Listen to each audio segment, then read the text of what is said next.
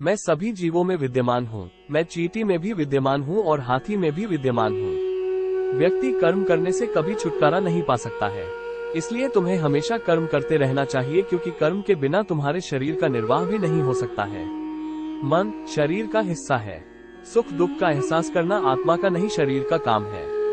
मान अपमान, लाभ हानि, गम और खुशी सब मन का खेल है। मैं हमेशा तुम्हारे साथ और तुम्हारे आसपास रहता हूँ, चाहे तुम कुछ भी कर रहे हो।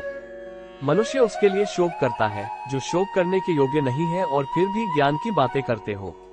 बुद्धिमान व्यक्ति ना जीवित और ना ही मृत व्यक्ति के लिए शोक करते हैं। मोहग्रस्त होकर अपने कर्तव्य पथ से हट जाना मूर्खता है, क्योंकि इससे ना तो तुम्हें स्वर्ग की प्राप्ति होगी और ना ही तुम्हारी कीर्ति बढ़ेगी। निर्बलता अवश्य ईश्वर देता है, परंतु मर्यादा मनुष्य का मन खुद निर्माण करता है। विषयों का चिंतन करने से विषयों की आसक्ति होती है। आसक्ति से इच्छा उत्पन्न होती है और इच्छा से क्रोध होता है। क्रोध अमीर बनने के लिए एक एक क्षण संग्रह करना पड़ता है, किंतु अमर बनने के लिए एक एक कण बांटना पड़ता है। जन्म लेने वाले के लिए मृत्यु उतनी ही निश्चित है जितना कि मृत होने वाले के लिए जन्म लेना।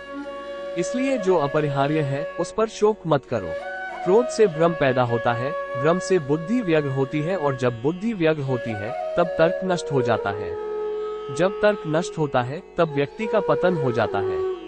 धर्म युद्ध में कोई भी व्यक्ति निष्पक्ष नहीं रह सकता है। धर्म युद्ध में जो व्यक्ति धर्म के साथ नहीं खड़ा है, इसका अर्थ है वो अधर्म का साथ दे रहा है, वो अधर्म के साथ खड़ा है। अगर कोई मनुष्य हमारे साथ बुरा कर रहा है तो उसे करने दो, यह उसका कर्म है और समय उसके कर्म का फल उसे जरूर देगा। लेकिन हमें कभी भी किसी के साथ बुरा नहीं करना। इसलिए गीता में भगवान कृष्ण द्वारा बताए इन उपदेशों को हर व्यक्ति को जानना चाहिए। इन उपदेशों को सफलता का मूल मंत्र कहा जाता है।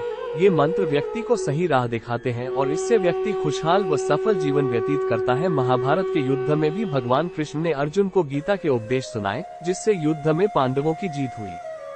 ठीक इसी तरह